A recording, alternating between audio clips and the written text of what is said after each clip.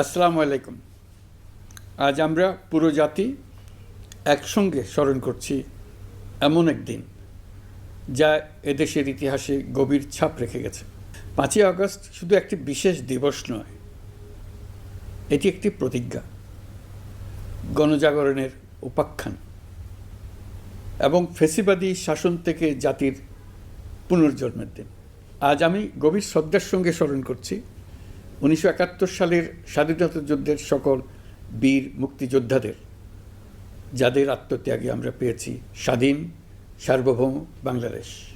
1971 সালে সাম্য, মানবিক মর্যাদা ও সামাজিক ন্যায় বিচার প্রতিষ্ঠার লক্ষ্যে এদেশের জনগণ সশস্ত্র মুক্তিযুদ্ধে অংশগ্রহণ করেছিল। লাখো প্রাণীর বিনিময়ে একটি স্বাধীন রাষ্ট্র প্রতিষ্ঠা হয়েছিল। কিন্তু স্বাধীনতার অর্ধ শতাব্দী পরেও এদেশের মানুষ